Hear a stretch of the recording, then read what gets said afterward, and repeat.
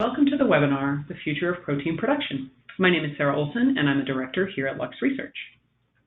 I will be moderating today's session. Our speaker today will be Laura Critchfield. Throughout the webinar, you can type any questions you have in the question box on your screen. Time permitting, we will answer all of the questions that we can. However, if your question does not get answered, please do not hesitate to email it to questions@luxresearchinc.com and we will respond. At this point, I'm happy to introduce Lux Research's Laura Critchfield.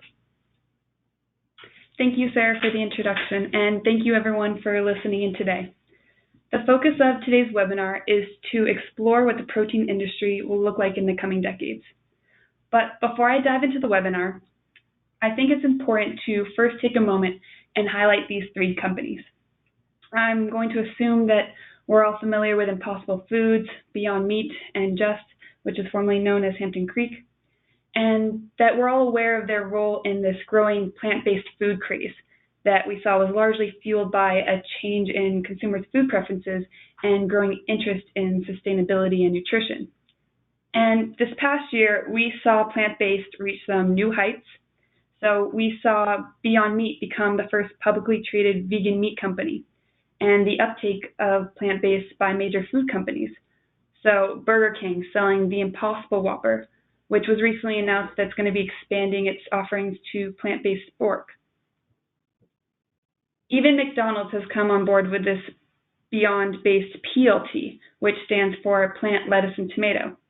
And starting today, we'll see this PLT sold across Canada. But so while you might think we're here today to talk about these companies, they're actually just the beginning of the story.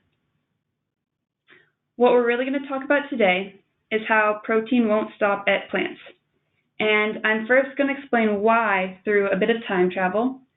We're going to look towards the year 2050 to uncover the future socioeconomic and environmental challenges that will impact the protein supply and demand. Next, I'll cover how there's going to be more ways than one to support an increasing demand. And I'll outline the major obstacles developers are currently facing today. Lastly, we're going to look at recent moves by developers and industry players to identify how you can interact with this industry. So let's first start off with the year 2050, and we're going to time travel and land back at McDonald's. And what I want to know is McDonald's PLT still on the menu? Because there's going to be a lot that changes in 30 years.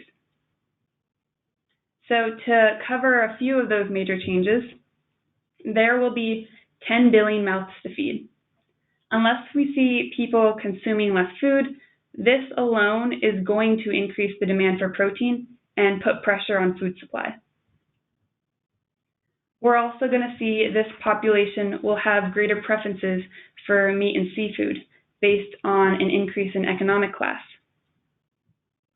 And on top of that, we will see growth in urbanization, which will impact food availability and accessibility.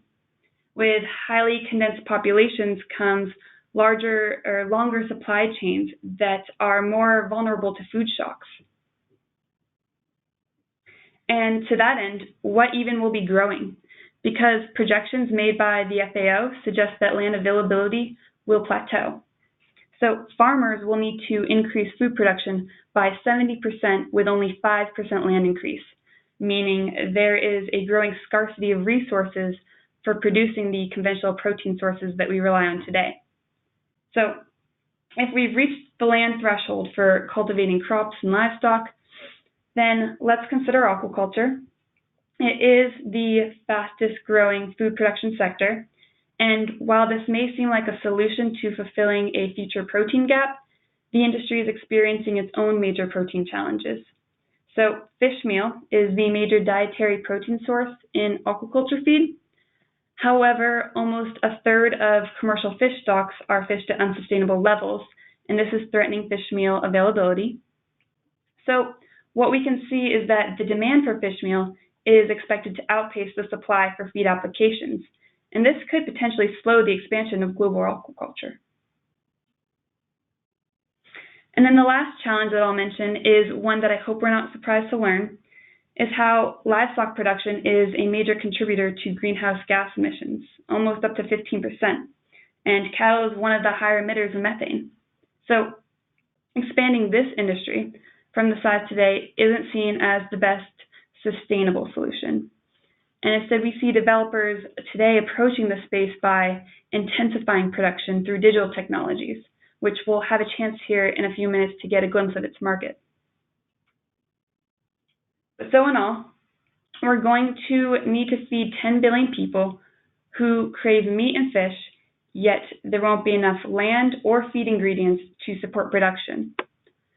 So what I really want to get here is that while today's P in PLT stands for plant, it should really stand for protein, because plants won't be enough. To navigate all of those challenges, we can't just rely on one source, and there's fortunately many others that are currently in development to support this growing demand. Among plants and animal-based proteins, there's the production of insects, algae, single-cell proteins, and cell-based meats underway. But of course, these developers must scale up and reach the market. So in this next section, I'm going to do three things. I'm going to define a couple of these protein sources, their current obstacles, and then provide a couple of solutions. But before I uncover each alternative source, I would like to first recognize the opportunity of protein production as a whole. This is our Lux Tech signal that came from our 20 for 20 report, where we saw through a combination of megatrends, increased market demand, and new innovations that there is a rapidly growing innovation interest. However, of course, approaching this market may be difficult without a little insight, especially since that when we look at this market, we can clearly see it's enormous. And this market map was generated by Lux's database of companies, and it had to be sized down because there were so many companies that it couldn't fit all on this one page. So with the time that I have today, I'm only going to proactively talk about only these 4 protein sources that we've seen generating the greatest innovation momentum and interest. But if you are interested in algae or precision livestock farming, feel free to drop me a line. I would be happy to answer any questions or discuss more about either one. So let's start off with one that I'm sure we're not surprised to see. As we know, plant-based products are considered environmentally sustainable, they're cost-effective, and packed with protein. And currently, soy is the dominant plant protein source. However, we're also seeing rapid growth of second-generation plant proteins like pea. And if you want to learn more, my colleague Thomas Hayes will actually be releasing a report on plant proteins in the near future. But to emphasize this opportunity, we can already tell that it's a growing market based on increased venture capital funding. And I know Beyond's IPO takes all of the air out of the room, but let's not forget that this past year we saw Impossible Foods close a $300 million Series E funding round. And so we're seeing rapidly growing interest as well as demand, and this is putting pressure on supply. So we've seen companies experiencing shortages, and in this case, supply chains had to rebuild alongside an increase in the number of production facilities. And I previously identified that land availability will plateau. So plant proteins could experience more similar situations in the future. So to cover the obstacles, cropland distribution and scale is top of mind when considering supply. Plant-based foods will also be adopted by consumers if they taste good. And this is where formulation will be key to unlock products that master texture, mouthfeel, as well as nutrition. So to hone in on the solutions, I would really like to mention 2, and that's the diversification of plant sources as well as ingredient informatics. So diversifying plant sources and looking beyond soy at second-generation plant proteins like pea, chickpea, and canola. For an example, this past year we saw DSM partner with Avril Group to scale up production of its canola protein isolate. And then the second solution that I previously mentioned, ingredient informatics.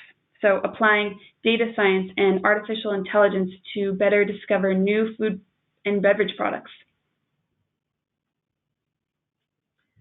But what I really want to hone in on is that the momentum behind plant proteins that we saw in 2019 will continue to increase and put pressure on supply.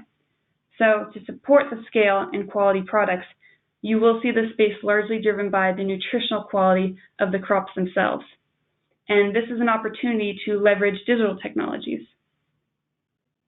So an example of where we see this as a potential solution in the real world is this company Equinom, and they're a seed breeding company based out of Israel that uses AI to identify the combination of genes that yield the desired trait within a crop variety.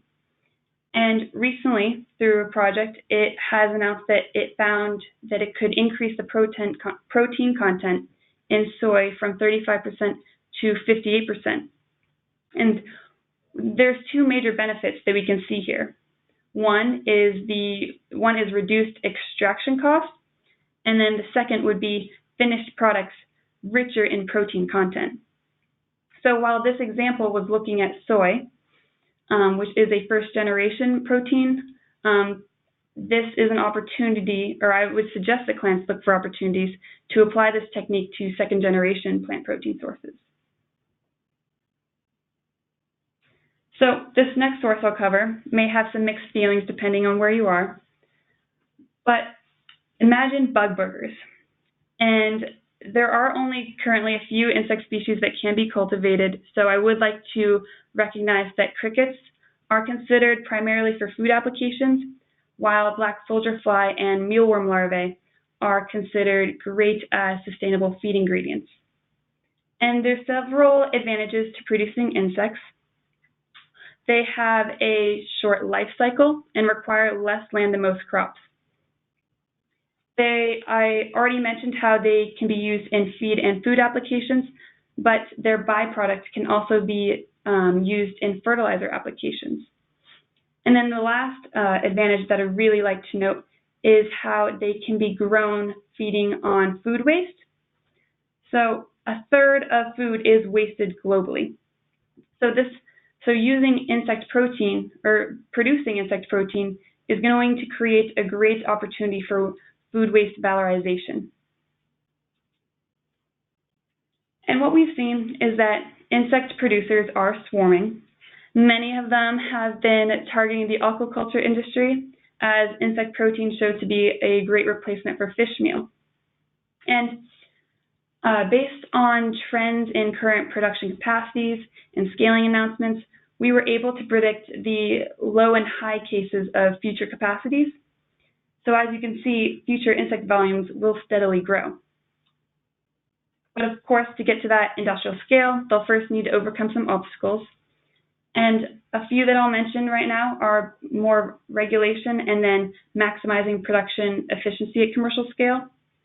So for regulations currently, in the EU, it's confining insects to the use of only aquaculture feed and pet food applications.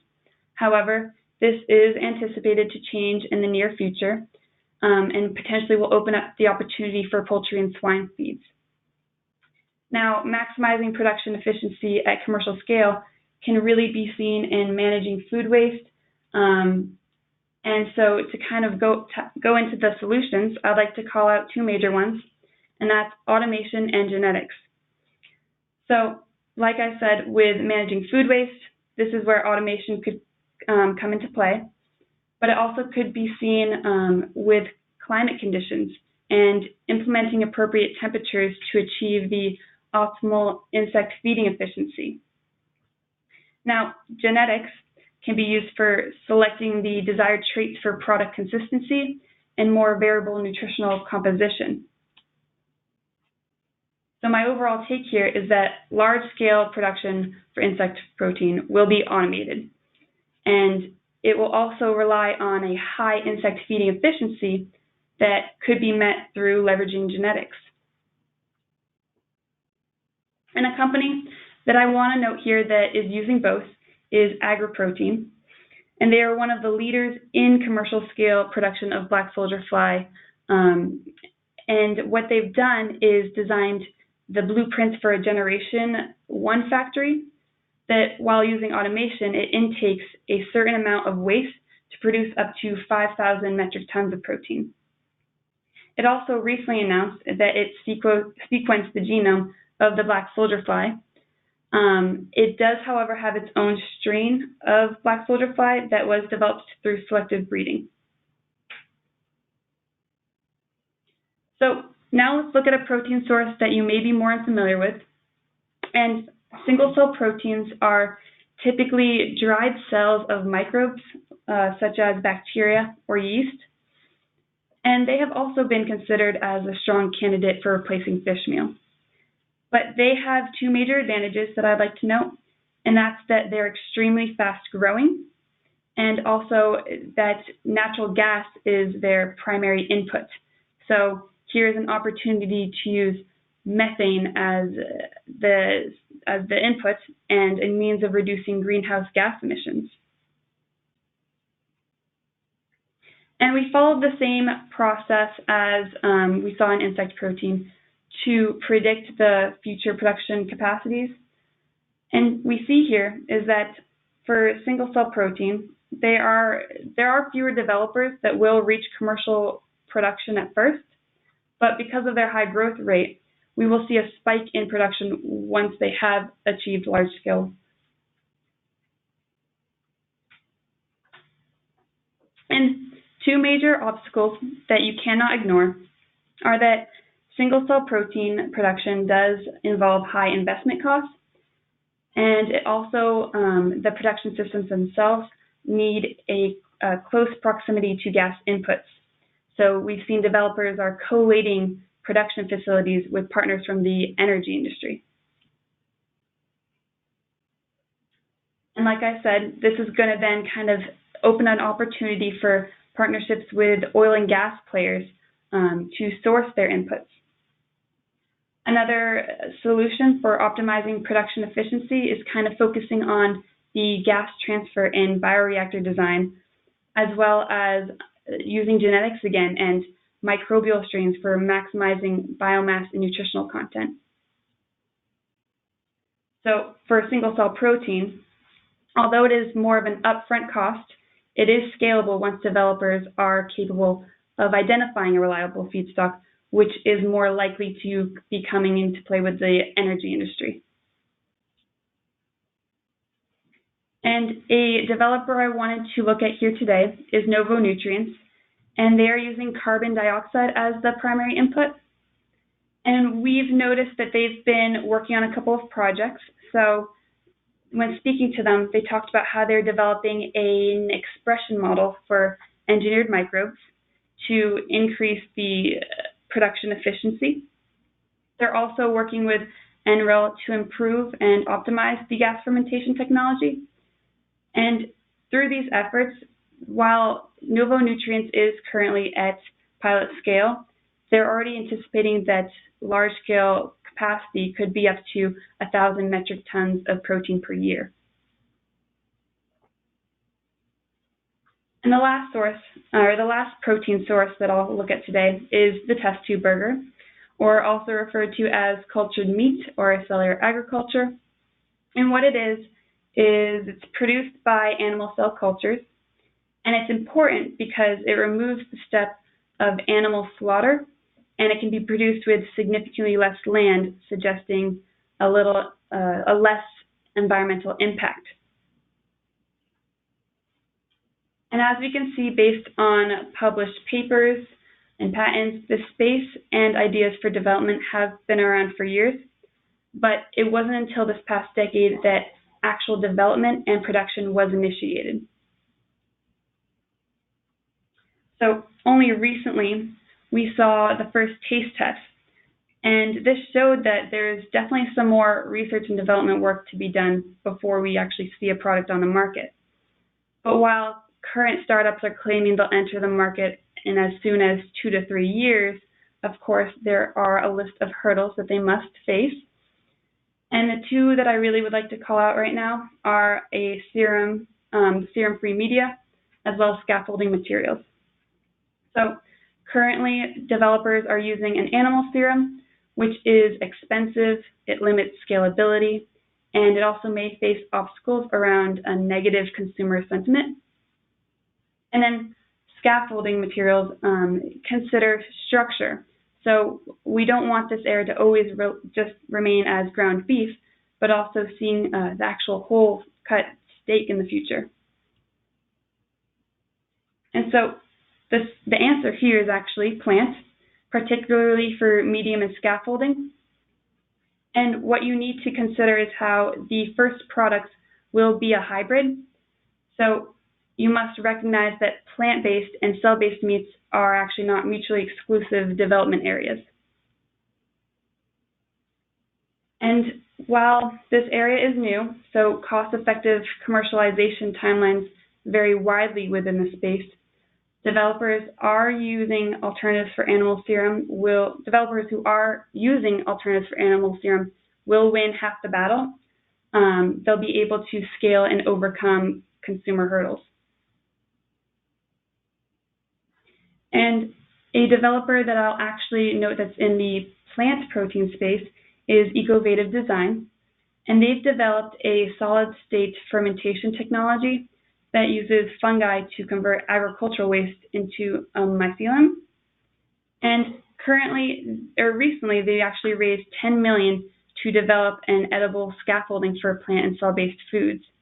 And the company is aiming to introduce hybrid products using its mycelium as a scaffolding material. So overall, alternative proteins may sound futuristic today, but Lux has found that these protein sources may make up 1/3 of the protein industry by 2050. And we expect consumption to reach up to 200 million metric tons in the next 30 years. But of course, this is once developers overcome their current hurdles. So the overall message here is that the market for alternatives to traditional meat is only going to grow. And if you already know when each of these will go mainstream and how easy they will be to work on and so on, you can sign off now, because in the following section, I will walk through a timeline of protein development constructed by looking at some of the changes and moves by industry players we're seeing today. So in this next decade, we are confident that regulations in the EU will change and authorize insects as a protein source in feed for poultry and swine. And this change could be seen even in the next 2 years. We'll also see the first products containing both plant and cell-based protein sources enter the market. And we're going to really consider this the decade of plant proteins, where the momentum from the previous years will drive growth for second-generation proteins. So, looking at the main strategy by industry players today, large multinational corporations are moving beyond just making minority investments into plant-based startups through venturing, particularly in second-generation plant proteins. So we saw Cargill's latest investment into its joint venture with Purus, who is a pea protein producer, was 3 times the size as its initial investment. And Burcon is also scaling up its pea and canola production. And now in the year 2030, aquaculture is going to be a big deal. I talked about previously how insect protein is a great replacement for fish meal. So we're going to see expansion of insect production be persistent over the next couple of decades. And this is going to be especially through the support by governments and companies, experienced specifically in process engineering. So this past year, we saw Yinsect received a $22 million grant from the European Commission after announcing its plans to construct its first commercial scale facility. And then we also saw Produx recently opened its largest processing plant with the help from Bueller. Now, in 2040, we will be reaching critical states of greenhouse gas emissions, which is going to promote incentives for industrial facilities to collaborate with single-cell protein developers on accessing inputs. And we're already seeing moves by companies establishing strategic partnerships around the gas and power supply. So we saw BP Ventures invested $30 million into Callista, and then also that Novo Nutrients had joined Chevron's Ventures Catalyst program. And now we've reached the year 2050, and the world population is 10 billion, and the protein demand has grown 30 to 50% since 2020. Now, cell-based meats may reach mainstream commercialization, potentially even as full steaks. And a company that I really would like to note here is actually Future Fields, and they're working on a serum-free media, and I haven't interviewed them myself, and I don't know how good they are, what they're saying that they're trying to do, but this company is addressing the single technology that it will unlock the cell-based meat industry. So if they succeed, they could move this whole roadmap forward by a decade.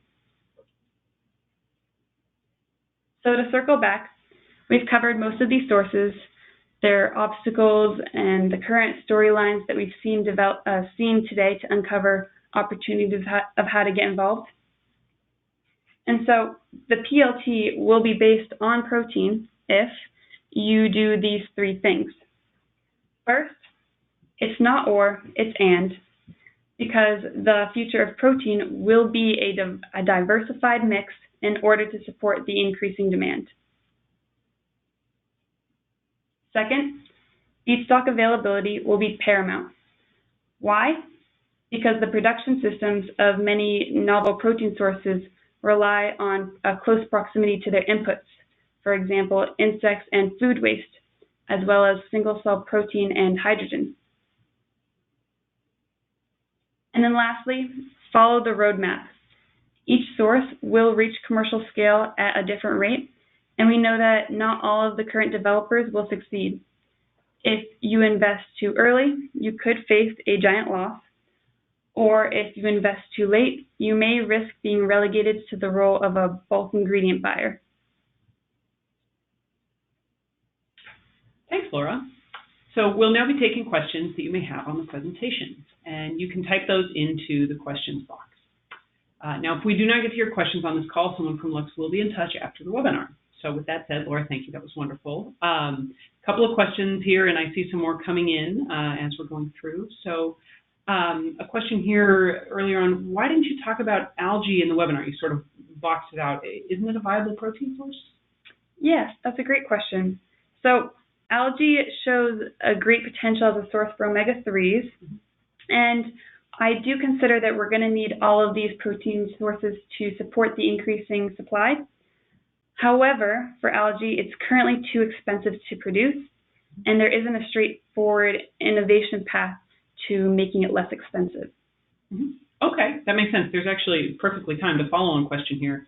For aquafeeds, omega-3 oils are critical, and algae is a good platform for producing those oils. Is that a viable market to consider? Absolutely. We've definitely seen lots of growth of seeking algae as an alternative for fish oil. Okay, valid. So I guess then if there's excess high-protein biomass sort of as a byproduct, then you're already making that higher margin product, then that can be beneficial. Exactly. Okay, great. Another question here. Why is serum-free media so important for cellular ag? You really harped on that, and you got someone here asking kind of why is that? Great question. So the serum-based medium is currently the most expensive input into the cell-based agricultural process. However, it will face negative consumer sentiment as it is an animal-based serum, and this is kind of going to take away those claims that cell-based meats aren't actually going to be an animal-free product. Okay. And a different one here. Should I be investing in 3D printed meat? Someone's asking. Well, if you don't want to make a lot of money, maybe, but what we've kind of seen is that it's really only suitable for low volume, high value applications. So it's not really cost effective at large scale. Okay. So if someone wants to do that in their home, maybe. Yes, exactly. Okay. Question here about single-cell proteins. Are they really relevant beyond animal feed applications today? Well, in the roadmap, when I talked about proteins being viable in the 2040s, I did mean also for human consumption, but before that, it will be more meant as an animal feed ingredient. Mm-hmm. So humans will not be eating single-cell protein in the near future. Okay. And a follow-on to that, for single-cell protein production, you did mention methane, but a question here, can single-cell proteins use other inputs besides methane? Yes, so Novonutrients, who I mentioned earlier, they're using carbon dioxide. Oh, perfect. Okay, so sounds like kind of any carbon source will work. Great. An interesting question here. Get your opinion on this. As cost of meat substitutes go down and the cost of meat proteins go up, do you see a case where alternatives fully replace meat? I do not. I think that the livestock industry will remain, and we're going to always need all of these alternatives to support that increasing protein supply and demand. Mm-hmm. This gets back to your it's not or it's and. Yep, it's a diversified mix. Okay, fair enough. Let's see here. Now, you mentioned urbanization and long supply chains. Someone's asking here, in the case of Singapore, being sort of a large city and not really close to agricultural production, is there a specific protein source that could best address a major city's protein needs like that? Yeah, so I would kind of consider that cell-based meat, while it is farther down the roadmap, it will be attractive to cities once it gets there. Also, if food waste is readily available, insect production could also be produced in modular systems. Oh, fascinating. Okay. Hyperlocal bug burgers. Exactly. Okay. Great stuff. Now, let's see here. Somebody says they've never heard of insect genetic improvement. I know you mentioned, I think, one case. Is there anyone working on that already? So as I mentioned earlier, AgroProtein recently announced that it sequenced the genome of the black soldier fly. Now, they don't currently genetically modify their strain, but they are using selective breeding to shorten the insect life cycle to improve large-scale production. Oh, okay. Making it faster to produce. And a follow-on question here on insects, just for those folks in our audience who are less familiar, what is frass? It's similar to a fertilizer. Okay. So the leftover waste, if you will. Exactly. Got it. Okay. Let's see here. Is there really a consensus that all of these alternative proteins have lighter carbon footprints, or is that still kind of yet to be determined? That is quite yet to be determined, especially since where cell-based meats is such a new alternative source, they still have much to figure out as to where they'll be sourcing certain inputs, which will, of course, impact their whole carbon footprint. Absolutely, absolutely. Okay. Another one here on insects are a hot topic with the audience here. Do you really think that feeding insects with food waste is a feasible route to food production? Is there any danger of negative health impacts for humans? So if you're considering using automation, this is going to be something that will improve the environmental safety aspect of it, and using having this automated system is going to prevent the interaction with humans, especially that are working in the facilities themselves. Okay. But I also do think that it alone won't have an impact on humans' health. Okay. Valid. Let's see here. I think you mentioned one player, Ecovative Design, working on scaffolding for cell-based meat. Are there others that we're already aware of that you know of? I mean, that may be a sort of a question to ask the database. I think that would be a question to ask the database. Very good. Let's see here. We're running short on time. I know you had this in the timeline, but I think there's just some disbelief coming from the audience. When do you think insect proteins will really become mainstream for human consumption? For human consumption, that's a great question. I think that it could be as early as this coming decade. There are this joke, they're swarming. There's a lot of insect producers, and a lot of them have been seen for insect-based foods. Mm-hmm. Of course, adoption is going to be a major hurdle, so as long as these products are introduced in non-recognizable forms, mm-hmm. granola bars, snack foods, I do see that as being definitely the first step and could be as early as this coming decade. Okay, great. Let's see here. Do you have any sense of how, I know you mentioned the EU regulators around insects and animal feed and food waste. Do you have any sense of other regulatory sort of pinch points to be aware of around any of the other alternative proteins? Anything to be concerned about? Of the other protein sources? Or any of them in particular? Just a question, how are regulators looking at this space? It will definitely be considered. When talking to insect producers, they're definitely banking on the idea that it's going to be overturned to opening up the opportunity for poultry and swine feeds. Mm-hmm. As to other regulations, I'll have to look into that. Yeah, it's still kind of a mm-hmm. wild west, maybe. Exactly. Way to put that. Yeah. Okay. Another question here, just wanting to get your take. The earlier question about as meat substitute consumption goes up and meat protein consumption does go down, even though you talked about sort of an equilibrium and it being not or but and. There's a question here, what do you think is going to happen to the livestock industry? I think that the livestock industry will still be there, absolutely. Mm-hmm. And what we kind of mentioned earlier with precision livestock farming, using digital technologies to intensify the production systems and really improve the overall farm efficiency. Mm-hmm. So they won't necessarily be expanding on land, but they will be producing more with the land that they are currently on. Okay, very good. Let's see here. Let's see. Is there any risk of an alternative protein bubble?